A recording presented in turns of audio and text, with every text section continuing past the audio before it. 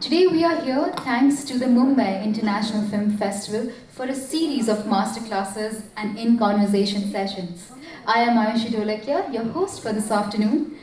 A gratitude also goes to the Ministry of Information and Broadcasting, the National Film Development Corporation, the National Film Archive of India, alongside the Satyajit Ray Film and Television Institute, Kolkata.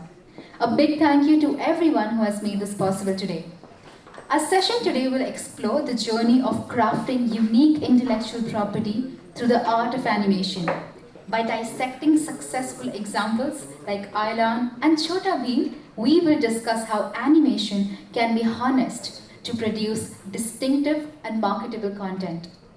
We will delve into various strategies and approaches to tap into the imaginative power of animation to forge valuable intellectual property.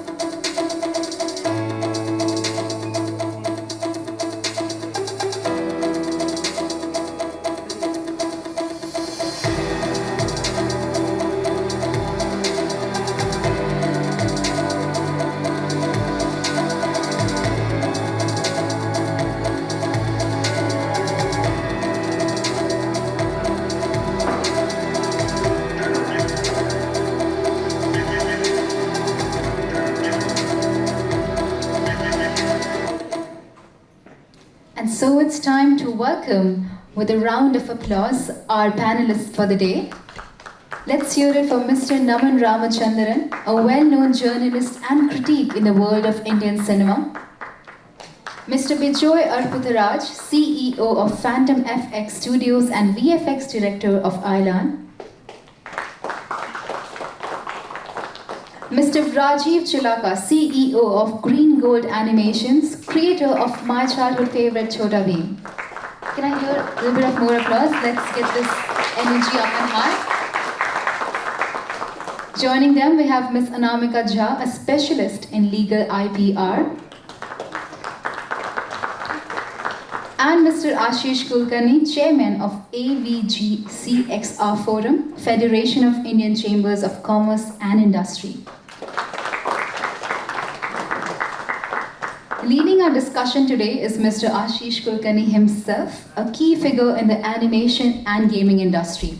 Let's give a warm welcome to all our panelists and our moderator. Audience, we will also be taking your questions at the end of the session, so please hold on to your hearts and your queries. Now I would like to invite D. Ramachandran, General Manager of NFDC, to come and felicitate our esteemed guests.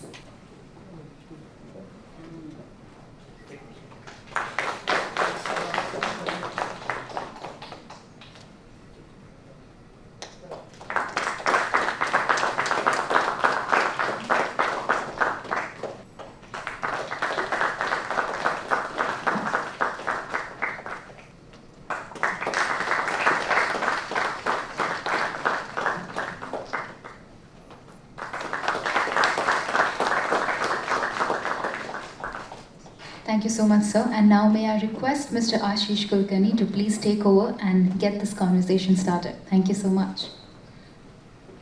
Thanks a lot for a wonderful introduction. And we have a great panel today. First of all, let me thank the Information and Broadcasting Ministry and NFDC to put this panel together.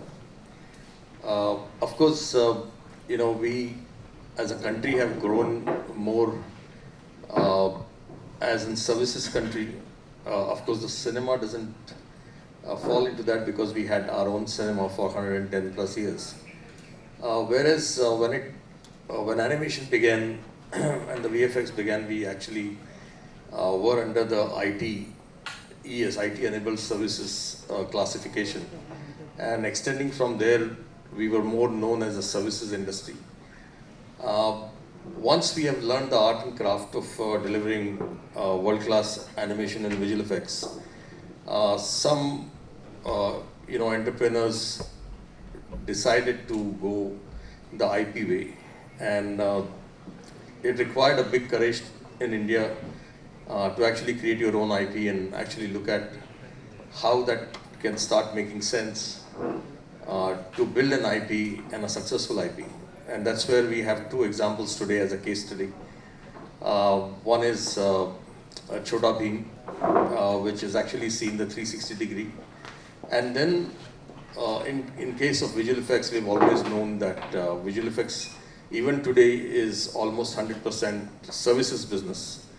But there is still an opportunity whenever there is something very special coming into the visual effects storytelling, that one could actually look at creating an IP out of that, and the visual effects studio can dare to invest into that kind of film as a co-producer, and also look at owning the IP and taking it forward. And that's why there's a very careful selection of these two case studies that actually have been putting India into a different orbit altogether. So moving forward, I think let's start with IP, and then we will go to the rest of the ecosystem. My first question obviously is to Anamika. Anamika, you being, you have a very interesting branding of attorney of creators. And creators normally are very careless people. They don't believe in filing taxes. They don't believe in, they forget. They actually they forget to even register an IP. So, what goes in, according to you, when you want to build a successful IP, what are the steps that one should take to really see that the IP sees a life cycle, and where does it start, and how do you really take care of the IP? Thank you, Ashish. So it's a very interesting question that how to protect your IP. Before that, how to build your IP. But I would say that most important thing is first to know your IP. Because most of the time we do not understand what exactly, when we talk about IPR, intellectual property right, what exactly it is. Being a creator, first of all, you should understand. It is a bundle of rights which is given to the owner or author of that IPR. Means it is a bundle of right, exclusive right, given to the creator of an IPR. Yeah. So once you create anything, for example, in this case, as we have a very successful example of, as you know, that a very successful example of Chota Bheem, where you have created a character, but then along with that character comes a bundle of rights. You have the right to replicate that character. You have the right to create a derivative work. For example, we have a real life actor playing the role of Chota Bheem. Means character is that only, and we have some new dimension of work. Similarly, making it available to the public. Yeah, so you being the owner of the work have this right to make it available to the public. So all these bundle of rights comes with the IPR. There are various kind of IPR, but for creating a character, copyright is the most important IPR we talk about. Yeah, along with that we talk about trademark, because your character becomes your trademark as well. Now coming to the registration of the IPR. So in India, we do not need a mandatory registration of a copyright. The moment you have created, for example, an artwork, right? So, and you have all the proof of that creation, that you have created it, then you get the IPR. you get the copyright on your character. But why registration is important? Registration is important because that gives you a proof. Because then you, if you have to prove that, okay, you are the creator of the IPR, then you have to give a lot of circumstantial evidence if you haven't registered it. But the moment you registered it, that is sufficient to give an evidence that you have created, you are the owner of that work. Yeah, but my question to you is that, animation storytelling takes a long time to create. If I register my script, for example, or if I register my story or a character design, then it's suddenly available in the public domain. So it can be, with little modification, people can cheat and create another thing. So how does that play out? Because we feel very unsafe registering it in the copyright on the day one. Okay. So as you said, you talked about the infringement now. So being an author or being an owner, if you own a work, you have protection, legal protection against the infringement as well, correct? So suppose you have created this character and now some copycats goes and, replicate the character and all. But as I said, the replication is only your rights, correct? So now as you said that they can make some modification here and there. So even that is not possible because we have a concept of substantial similarity in law. Means once you have created a character or an IPR, then if there is a substantially similar thing created, yeah, then you can very well sue the person who has created that substantial similar thing.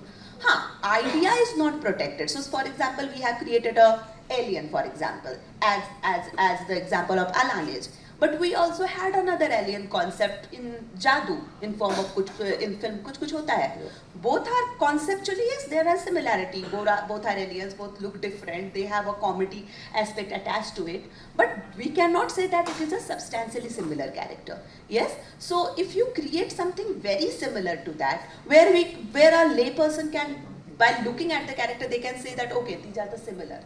In that case, you have a very well protection, and we have a very well developed jurisprudence in India as well, where you can get a protection, where copycat can be, they have to pay you, they have to compensate you. So all those legal regime are here. So in my opinion, first of all, while creating your IPR, make it very distinctive. Make it a individual in itself. You have to make all those investment in the first stage. Then, as you said, don't forget to register. Registration gives you an evidence. Registration gives you, you can claim your ownership, even if without registration you have, but it gives a proper evidence.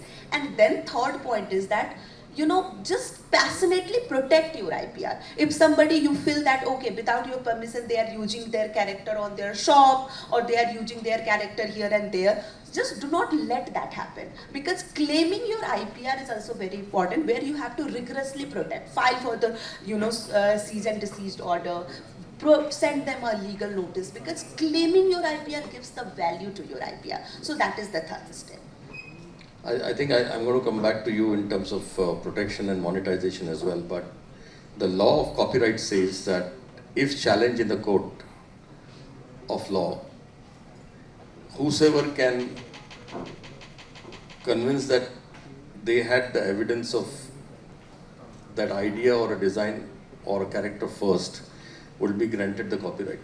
And that's why this is very important. So coming to Rajiv, Rajiv, first of all, hearty congratulations on the live action film that has been created. Thank you. I think one of the Dabang creators of India who actually, year after year surprised our industry with unique creations on Chhota Bheem. There was a lot of rules and regulations that international animation creators, because we were not the first country to create animation, so we came almost after 90 years of existence of animation to start creating it. And they wrote unwritten rules and always said that the characters should do this and character should not do this, and character has a lot of do's and don'ts. But this man sitting next to me, Rajiv, took all the bold steps and he did everything and he proved them wrong year after year.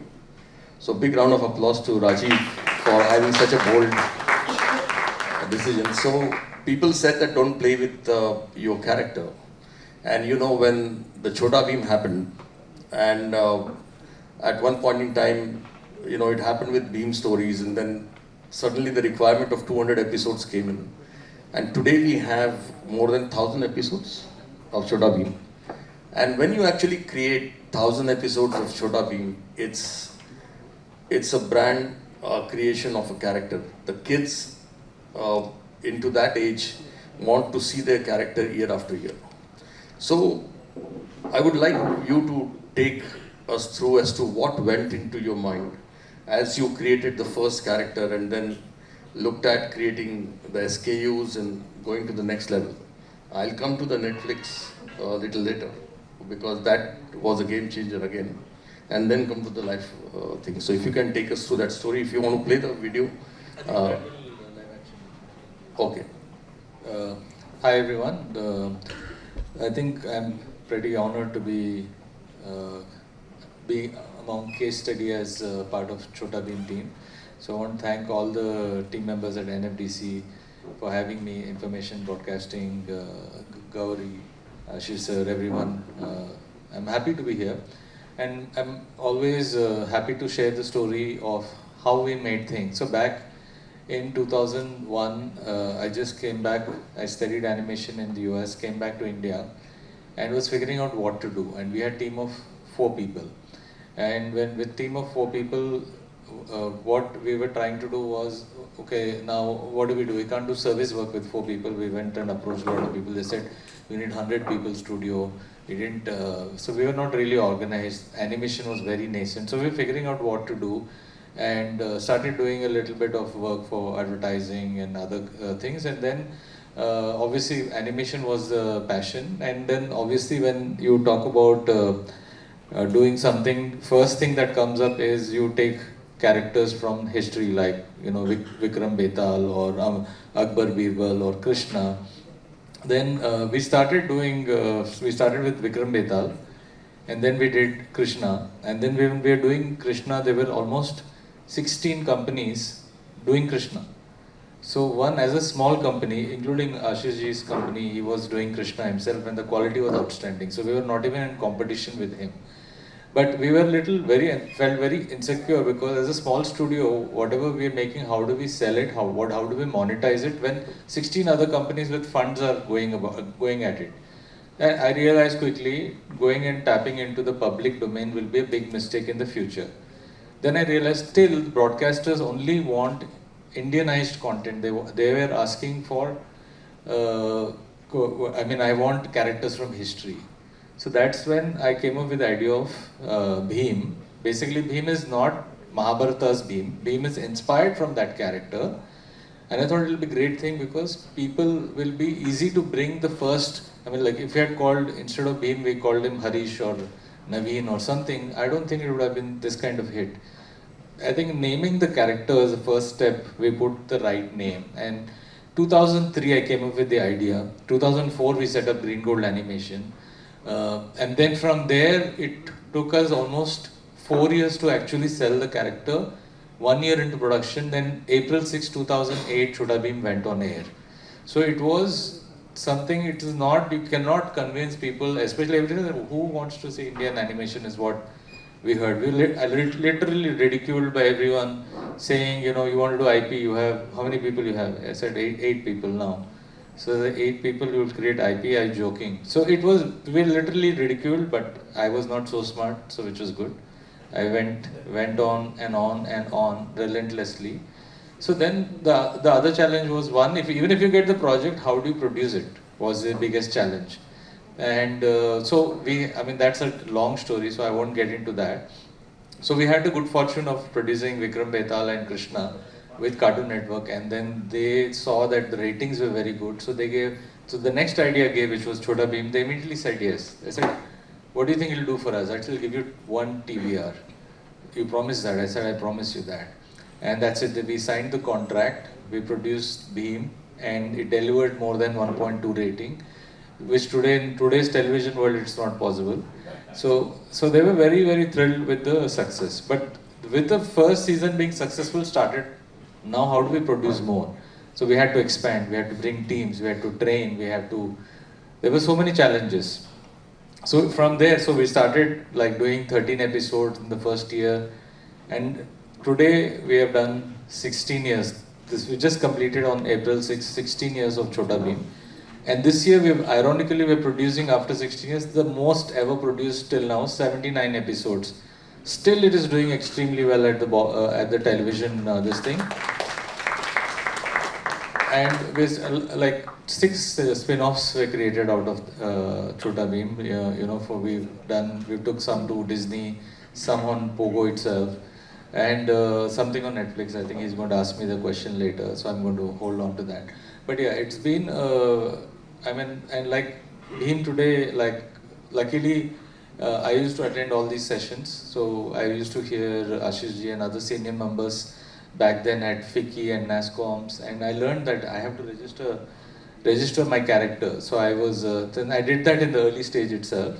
And today, just a few months ago, Chota Bheem is awarded as a well-known trademark, which I think she will be the right person to talk about the importance of being declared as well-known trademark. I think only 170 companies in India. Out of that, most of them are international companies like Apple, Microsoft, and all. So we became probably one of the first animation characters to be recognized as well-known mark, which is, I think, it's a phenomenal achievement because thank you. It's not something that has been done before. But of course, I mean, see, the most important thing is, they say a journey of 1,000 miles starts with first step, and that's how we started. And we still feel we are at the first step because the challenges are every year it is a new challenge. So being part of IP, every year still we are figuring out how do we pay salaries on 31st. So that challenge is continuous for this industry. So we're working, Ashish ji and Munjal and other people are working with the government to bridge that gap. We hopefully find that solution. But thank you, sir, for your support. So Rajiv, what made Chota Bheem successful was not definitely the broadcasting alone. Broadcasting, of course, brought the character in every home. But, there's a 360 approach that you actually gave to the character. In fact, you went to any airport, we could see Chota Bheem stores there. And there were many, right from t-shirts to keychains to storybooks to pencil box to the school bag to the shoes, to a whole lot of things. So what goes in creating a brand as a character brand with all the SKUs that you create around it? So how was that journey, and why you decided to you're the first one to create a 360 approach in India? Yeah, I think like I mentioned earlier, like I studied in the US animation and all. And again, when you see what Disney has done, I think the great advantage for us who's coming after others is you can quickly learn what the world is doing. And I saw what Disney and other international companies from the US and Europe, they were having this merchandise. I mean, how do you show that the character is successful? You have to have merchandise that is selling, or pirated copy on the streets and railway platforms and bus stops and other places. So I realized that, okay, if we need to know how we should, whether our character is working or not, you generally don't know from TV or ratings. Yeah. So we luckily got once a booth, and which we just printed some mugs and t-shirts, and we tried to sell in the booth, and within 1 hour the whole merchandise was sold out. So that's when I realized that this got huge potential. So our merchandising storeroom was about 300 square feet when we started. Today we have 20,000 square feet area of storage itself for our merchandise. Wow. So I remember when we did Little Krishna, and we did a study. Of course, we had a lot of do's and don'ts with Little Krishna, but one of the largest selling items out of merchandise was exam pad. And the youngsters, the kids thought that exam pad would bring them luck to get them through. So Naman, my question to you, you actually stay in England, you cover in variety series of interviews, and you study this industry very closely. But the thing is that the character brands is a very unique way of storytelling, and our topic today is to look at building a character brand to the films and the shows that we do. We have a unique examples from Japan where Hello Kitty was a drawing, and the drawing became a character, and animation came maybe 15-20 years later, and animation still didn't become popular. Like this, they have large number of characters coming out of Japan and Korea, where character brand itself has a huge potential to be becoming universally known, and the merchandise starts selling, and probably the films come later. In many cases, the comic book happens first, and then the film happens. So what's your take on these two characters that we're going to discuss today? How do you think the journey for these characters to become international would unfold in the future? Well, the first step for any Indian character to become international is for the big broadcasters to broaden their horizons. So I speak frequently to at least the two big broadcasters who cater to the children's market, and they are at the moment they are content with catering to the local market, because India is a massive market, and you don't really need to look abroad to make your money. But if you do, and if you own Rajiv is a good example. Instead of earning 100 rupees, you can earn 100,000 rupees, Yeah. right? And I see no reason why these popular Japanese or Korean brands, as you mentioned, and also things like, I live in the UK. Thomas the Tank Engine speaks not just English. It speaks Japanese, Korean, Hindi. So I see no reason why a homegrown character, even a complicated homegrown character with a lot of backstory and history from not just the Ramayana and Mahabharata, but also from the Panchatantra, the Hitopadesha, etc. We have the richest base of stories in the world, more than anybody else. But it's just that only we see it. Yeah. So the approach has to come from within, and properly IP copyrighted, as Anamika will advise, and then start going abroad, and then where people like I come in as a journalist, is that we start writing about it. Like Chota Bheem, I've written about even most recently, maybe about 2-3 weeks ago, in Variety, and it just people need to know about it. So once you get into the international trades and mainstream press, and then people are exposed to it, and once the parents are exposed to it, they can expose their children to this content. Yeah, I think before I go to Vijay, I think one more quick question. Then we'll shift to films. One is that Chota Bheem is built with a broadcasting first as a property, and then came all the SKUs. Then came the international distribution of Chota Bheem into various countries. But I think the biggest change that we'd seen was an invention that you did with Mighty Little Bheem. So Mighty Little Bheem is a younger version of Chota Bheem, and it actually debuted on Netflix, and it suddenly became very popular. It doesn't have language, means there's no character speaking there, but it's all with the music. But it actually went on to become the most popular kids property on Netflix, and amongst the top 5 properties between family and kids all put together globally. So that's a big success. In fact, some Indian property trying to do that. So what happened when you decided to bring a younger version of Bheem? What went through your mind as to how do you bring that differentiation? So there's a backstory that I'll tell briefly.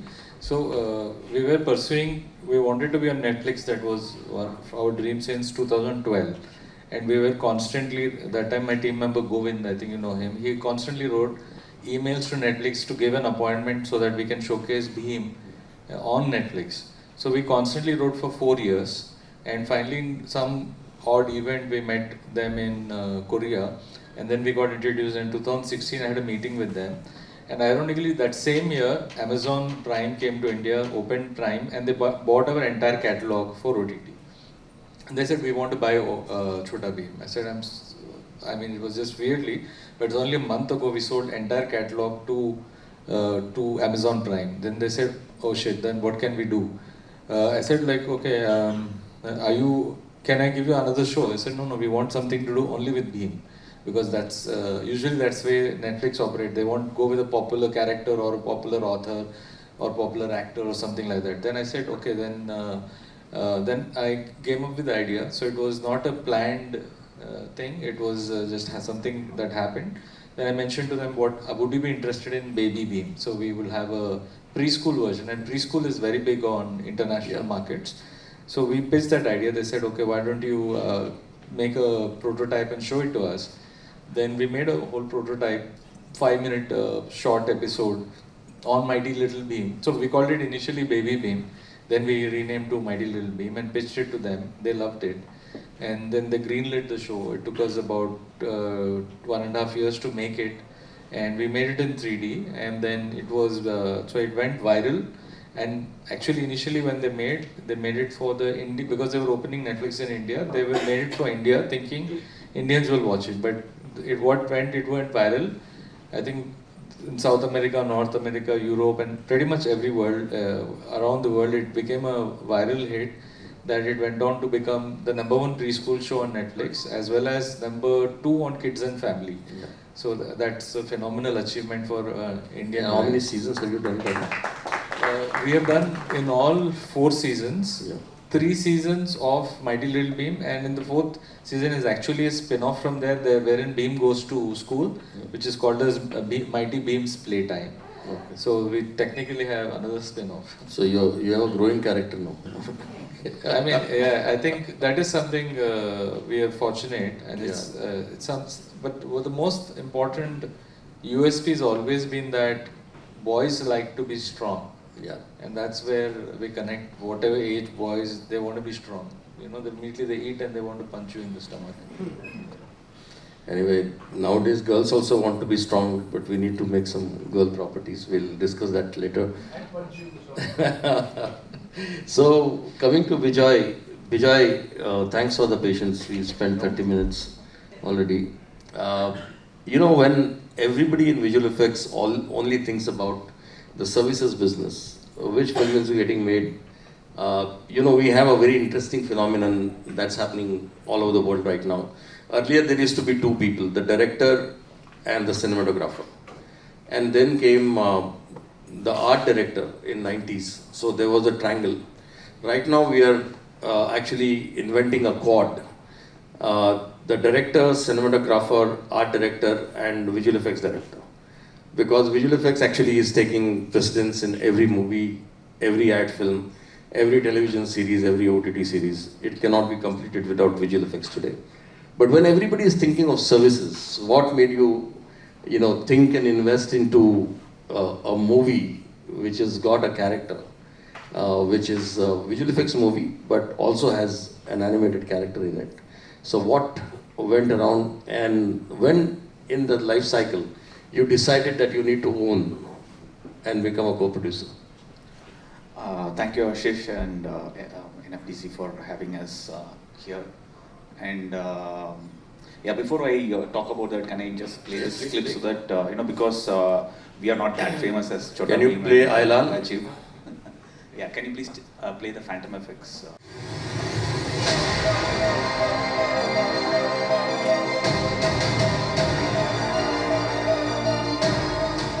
In a cinematic universe filled with wonder and intrigue lies the groundbreaking project Ayalan, where reality blurs with fantasy and visual effects come alive.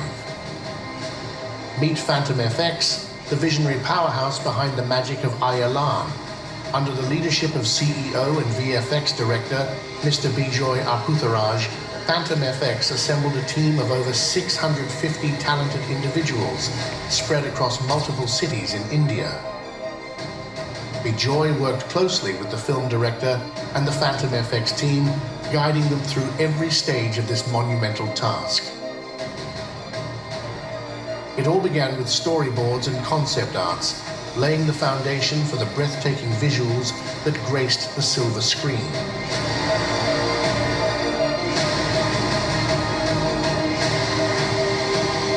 The team meticulously crafted 3D models, including the awe-inspiring alien, which underwent multiple iterations to capture the director's vision.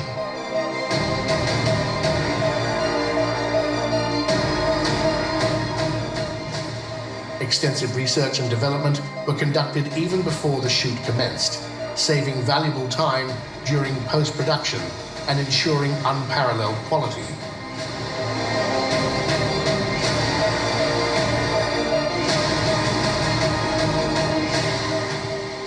A practical set was meticulously built, providing the backdrop for the epic adventure.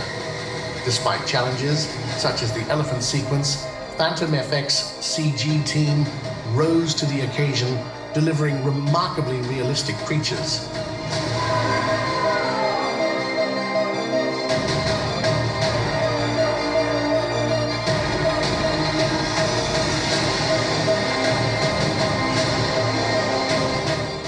From alien spaceships to menacing robots, Phantom FX's expertise in CG brought to life a plethora of otherworldly elements, each seamlessly integrated into the fabric of the story.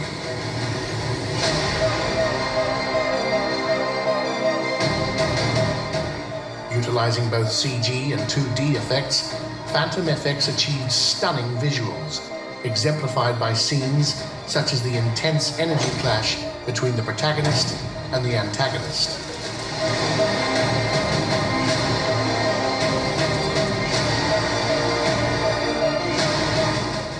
With state-of-the-art motion capture and facial capture technology, Phantom FX breathed life into the alien character, imbuing it with a sense of realism that captivated audiences.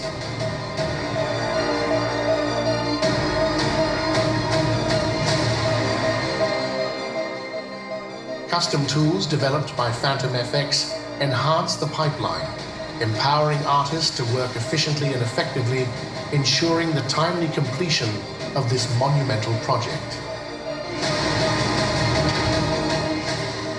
Ayalan represents the culmination of every Phantomite's dream, a testament to their dedication and passion. Prepare to be mesmerized as Phantom FX takes you on an unforgettable journey beyond the realms of imagination.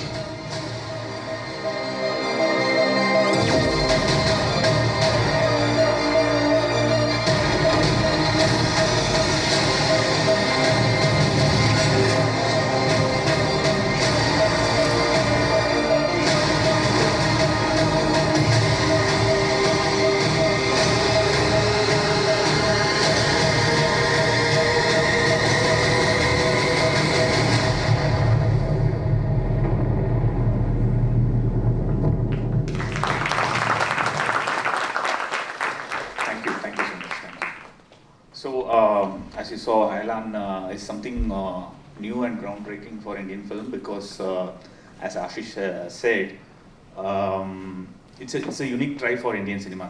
Though we have seen so many such characters and films, internationally released, but something in Indian cinema to have a CGI character in the live-action film throughout the film is something very, very unique, and it costs more for any producers in that case. So not everybody thought that this can be done, and this is not in practice, as I said. They were not very sure if it is, first of all, doable, and producers are not sure if even if they did it, they can recoup the money or not.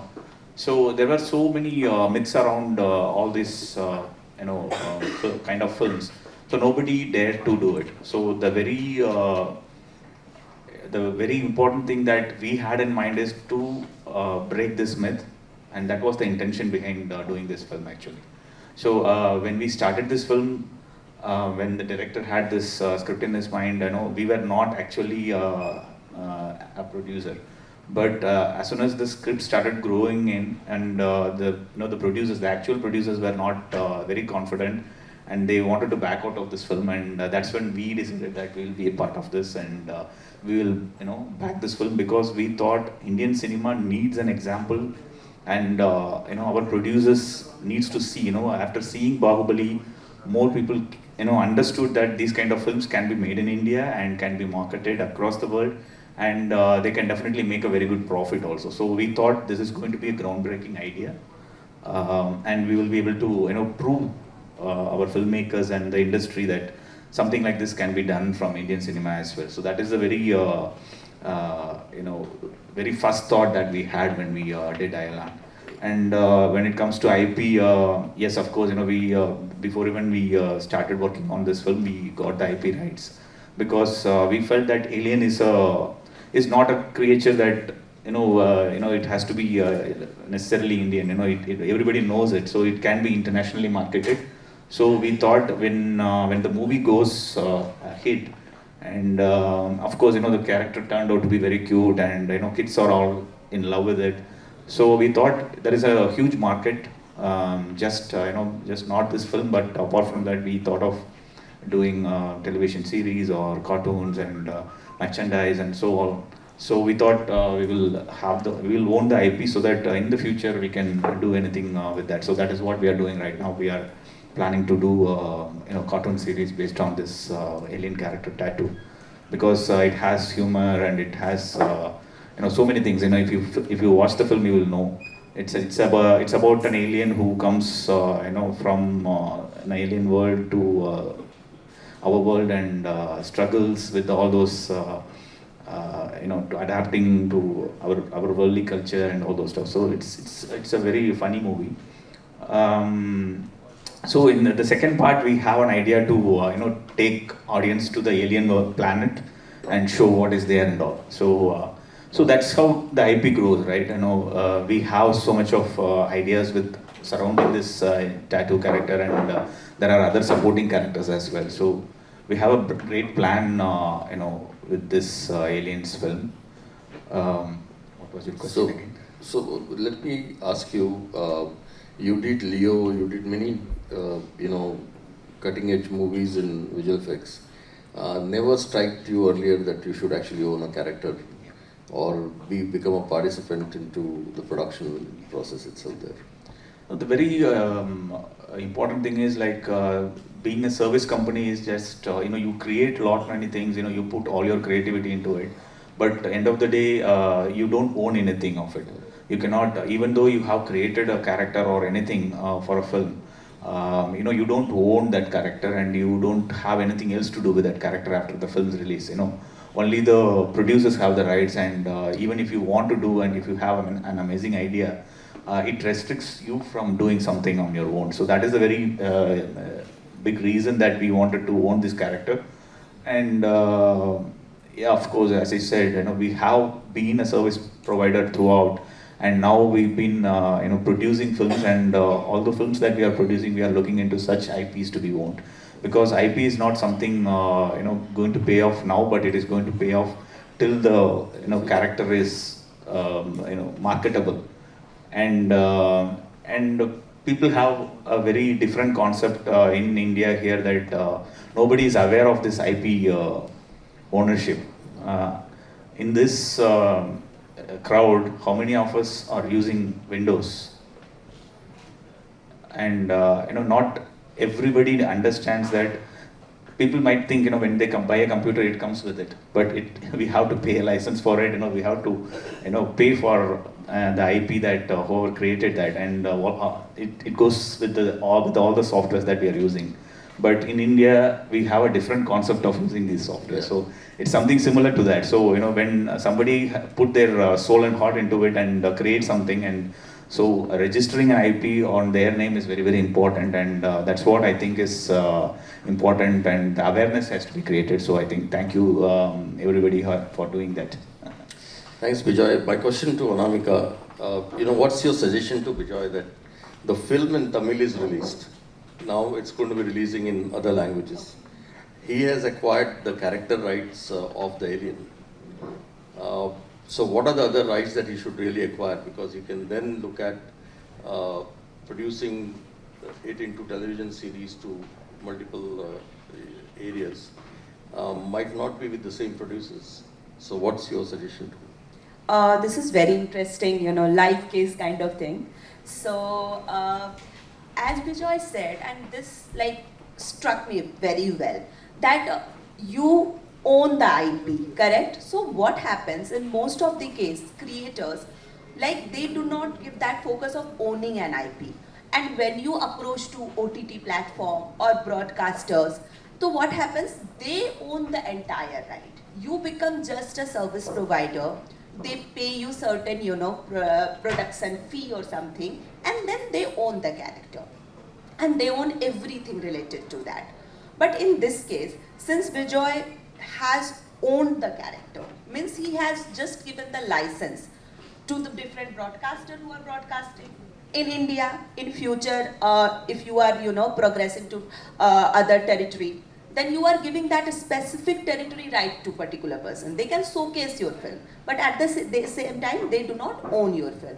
So, as the IP is with you, now if you are giving the right, for example, if somebody is very interested in making web series based on that, you being a producer, you don't want to make the web series, you are just giving the license to that particular, again, you are not parting away with the ownership. You are giving the license that, okay, fine, you can make the web series based on this. But I am still owning the character. I am giving you a limited license to create it. And you receive a license fee out of that.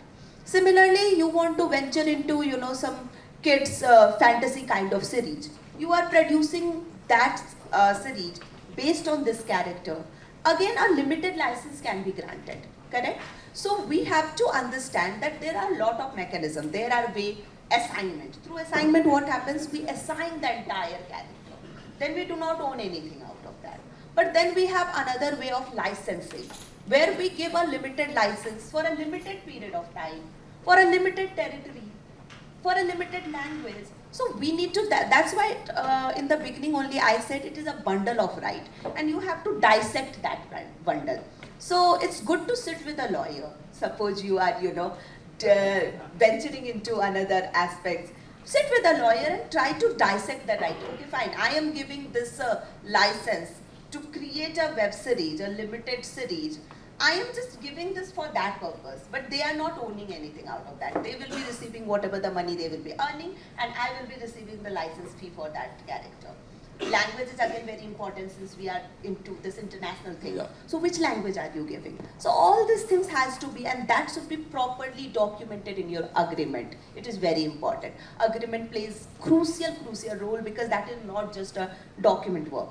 It defines everything. A well-documented agreement should be executed, and accordingly you can proceed. Yeah, thank you, Anamika. We are in the process of doing it, and we are also taking this film to the international arena by dubbing into different languages. So we are hoping to come back to you. So that's a nice business pitch. Thank you so much. Thanks. So now that we are into the films, I would like you to play the Chota Bheem, because one of the differentiation that Rajiv has done is taken a bold step of bringing Chota Bheem into live action this summer. It was released last month. So can you please play that one? Sonapur शहर था सोने का और जादू का। दमयान ने पूरे शहर और सोनापुर वासियों को अपने कब्जे में कर लिया। दमयान, हम तुम्हें श्राप देते हैं, जा धरती में कैद हो जा। और पूरा सोनापुर धरती के नीचे दब गया। 1000 साल बाद। आखिर मचका लिया उस्तादू, ढोलकपुर का बलवान। तुम तो अभी चूरन सिंह से पिट के आ रहे हो, ज्यादा तो नहीं पीटा? अरे लड़ने आया हूँ। पता है ना, हवाओं का रुख बदल जाता है। बिजली खड़खड़ाने लगती है, एक भूकंप से आने लगता है।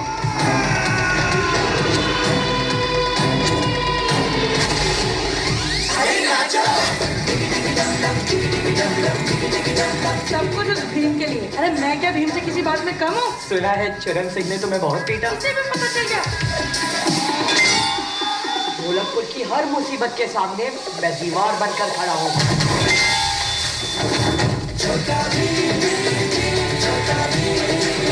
ढोलकपुर में संकट के बादल मंडरा रहे हैं। कैसा संकट गुरुजी? शाप से मुक्त हो गया। कांपेगी धरती, थर्राएगा इंसान, राज करने आएगा अब दामियान। मैं ऐसा कभी होने नहीं दूंगा। देखते हैं तुम मुझे कैसे रोकते हो। ये मेरा बेटा है, वो भागता नहीं, जैसे वो भगाता है।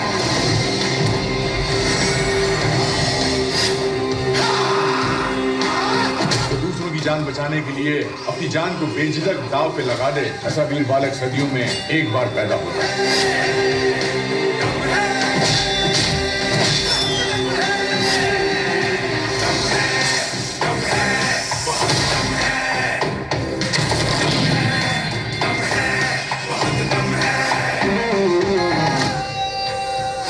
मुझे ललकार रहे हो, मुझे?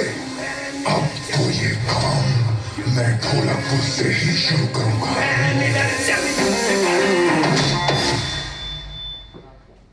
In cinemas from 31st May. So we have seen Avengers, we have seen how most of those characters came into live action. Now we have Chota Bheem actually into the live action. The Chota Bheem's mother is also with us today in the front row. In fact, we have very short time, but we will open it for questions and then I'll have the closing remarks coming up if you have any questions. Good afternoon, gentlemen. Yeah, that's okay. You can go ahead. This bit about copyright, I think I had started with you in 2016 when we had a session right here where Ashish had recommended that before you start creating, first you have a lawyer. Then you worry about exposure. Now there's something that still bothers creators like me because we don't own our sound. Somehow sound is into a IPR world of its own right. Two is having made 700 films but all on assignments. Now am I the owner or the agency is the owner or the client is the owner? These little fine definitions of IPR needs to come because when I make a film, in an advertising film, I'm using, advertising is all about lifting from things and using it as a piggyback, to communicate. Yeah. No? Basically as a communicator, I create a lot of IPR. Do I own it or not? One, and the audio bit about it, how can we, share the copyright and not, have it independent of our creations? So, being a smart creator, I will of course have your opinion, but let me tell you what comes as a creator. Unless and until you have assigned the rights through the agreement or through special assignment, the right is still owned by the creator. Okay, so one has to really see that if the producer or an ad agency is weak in contracting, then they can come into trouble any point in time. Because the creators in our country are not aware of their rights. That's why this question comes in. You are very correct about the sound. People pay very less importance to the sound and the copyright of the sound. And most of the composers today, when they give you a tune, even for a movie, they keep the reuse of that tune rights with them for any other movie in the future because they are the creators. And it's very rare that somebody in negotiation will give away that. And that's a prevailing practice as far as sound is concerned and the composers are concerned. So these are very well defined things. Unless and until you sit with a lawyer, you cannot go. But what happens is you are always in a hurry as you are producing. Many times you start the work and then sign the contract. That is not a right way of doing things. You please consult a lawyer every time you have a contract, because it's about your rights. And that's why what happens is, for a whole life you are a service provider, but you, at the end of it, you don't own anything. And that's where these questions are always going to be asked. And that's why our recommendation is that you always hire a lawyer and make sure you are aware of your rights, and make sure that you assign your rights if you're paid well. Otherwise, you license your rights. No, the point here, Ashishji, is that can we not have a law, by which he has a character, Chota Bheem has a character, sometimes he creates special sounds just for their entries or exits, typical sounds. So that law exists. That's what she is trying to tell you. The law exists. We are not using that. So you start using it. It's what the answer is. Thank you. Yes, there. Check. Yeah. My first question is to Ms. Jha. Registering characters, is it limited to big players like Phantom Effects or Green Gold Studios, or someone like me who's a budding filmmaker who can make a short animation film and sort of register characters? Is that a possibility? Okay, so law is like very neutral to, like, may it be a big production house or may it be a small producer, small artist. Law doesn't differentiate at all. So of course it is for you as well. Like, but now the thing is that one is registering an artwork and another is registering a character. Okay? So artwork is like, suppose you have created a character. You can very well go and register it as an artwork under the artistic work category of copyright. But your artwork does not become the character until and unless you invest in that. As Rajivji has said, Chota Bheem is not just limited to just the drawing which you see. Yeah, it has a very distinct character, and for that what he did, a lot of publication is required. People should connect with your character. By Chota Bheem, you just imagine every word around that character, but just by looking at that character. So you receive a character right once you invest into the character, make it a distinct. There are law does not give the protection very easily randomly. Yes, your drawing will be protected, but whether it has received a distinct character in itself, whether people have started associating with that. All these things has to be satisfied, and then you receive a protection as a character. Your character further evolve into well-known trademark. I would love to talk about that as well. Well-known trademark is a stage where everybody is aware, not nationally but internationally with your brand, and then you receive a added layer of protection where even if a similar thing related to that, remotely similar, for example, Mota Bheem, so one cannot even get that trademark because this Chota Bheem has become so prominent. So coming to your question, that yes, start with the artwork, but then start investing in your character.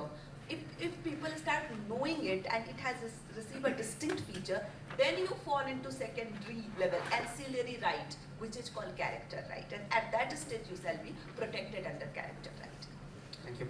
Thank you very much. In fact, we are running out of time, so I still want 1 minute. I would like Naman to conclude with his remarks and guide us, because you're based in London, you look into Indian entertainment and Indian character brands and Indian cinema going global. I would like you to do the concluding remarks and see how these characters can go global, and what are the 3 points you can suggest that Indian characters can make it global, because Indian cinema tried to go global for a long period of time, but I believe animation and visual effects is going to be showing the pathway how to go global faster than the live action, I believe. What's your take on this? The first point would be, what the gentleman, he said, are these characters limited to big companies? No, what's needed is an attitudinal change. Like if you're starting out as an animator like yourself, and suddenly you get an opportunity with a big streamer or someone, and you're quite happy to give your idea to them. Don't do that. It doesn't matter if most people say, "Mujhe to bas chance mil raha hai." No, your idea is your idea. It doesn't matter if you starve for a few days. Own the idea, right? So that's number one. Number two is once you have created the idea, try to do two things. And now it's quite difficult to do it. One, it should be as rooted locally as deeply as possible, because around the world, especially since COVID, people are watching very, very local stories. If India can watch Narcos and Mexico can watch Mirzapur, for example, you need to keep it rooted, but the themes must be universal. So again, I give you Ayalan or Chota Bheem. What are the themes? Like what Rajiv said, that boys want to be strong. That's a universal theme. The third thing is you need to get into the media eye, which is where I come in. And how do you do this? It's very difficult. You have to constantly, like if Rajiv can send emails to Netflix for 4 years, you can harass international journalists like myself till somebody says yes, right? And these are the forums where, like the NFDC, IFI, etc., meet all these people. Do it through Indian media as well. Because if people don't know about your product, then it will just remain here.